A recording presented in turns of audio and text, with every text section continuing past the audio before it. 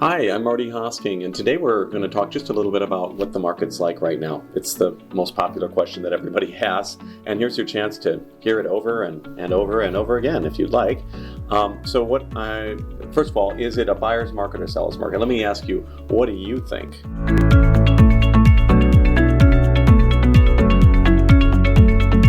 All right, so we've got the last sale that I had recently today, we got 8 offers on a property. Okay, so does that sound like a buyer's market or a seller's market? Who's going to be in charge of that?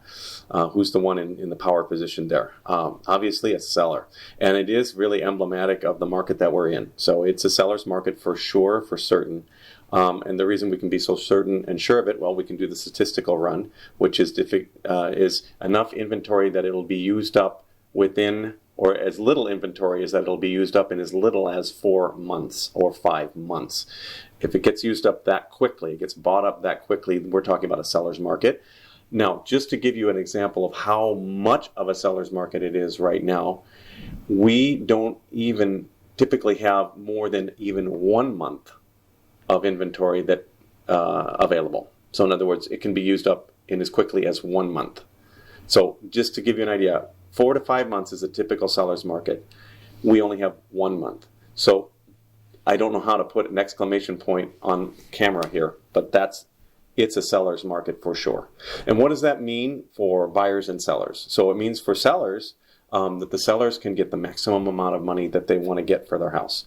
Nothing gets around the fact that it's got to be well prepared, it's got to be well presented, and the price has to be at the right spot in a range of value. Can't be too high off the range of value, because people still they only see value. They're not going to go for something that doesn't say value to them.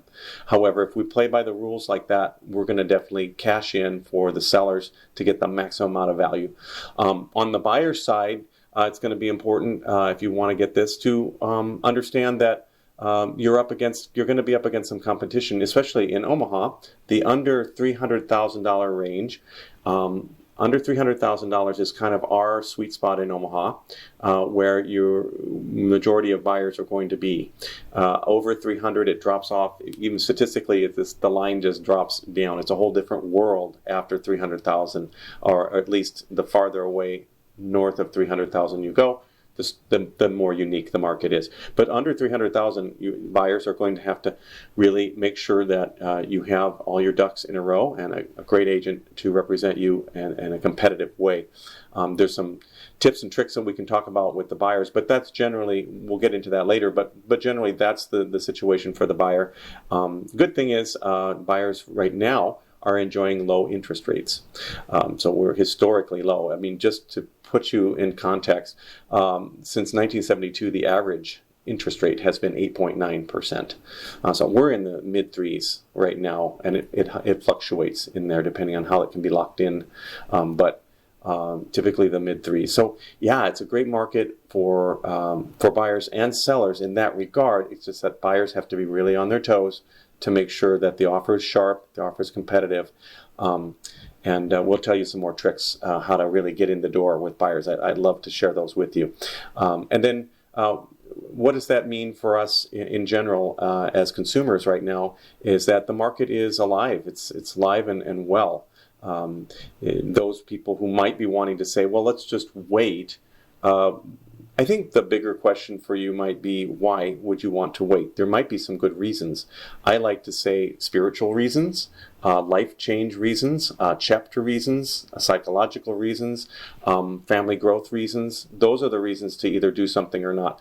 But trying to time the market any better than it is right now would not, for me, be a recommended reason to not do something now. If you feel that it's the right time for you personally to do something, then check with your spiritual counselor or whatever. But aside from that, it would be the time to do something. It doesn't get better than this. So the only frustration might be if a buyer simply couldn't get the house that you wanted. That's another thing. Another tip and trick that I will share with you later is some of you sellers out there are like, well, I want to sell and buy. So if I'm going to buy something, am I going to get stuck where I got a contract on my house, somebody wants to buy it, Then I got to sell it and I won't have a house to buy. There's another trick with that one too. You don't have to be in a position where you fear hanging out in Motel 6 until you find a new house. There's a lot of ways around this, and I'm excited to share some of those with you. So for now, just give me a call, text me, 240-605-7590. It's right down below. You can also send me an email. Texting is the fastest way to get hold of me. And let's talk some more about the details on this and see what questions you have that I can address more specifically. Thanks for joining me, and we'll talk to you soon.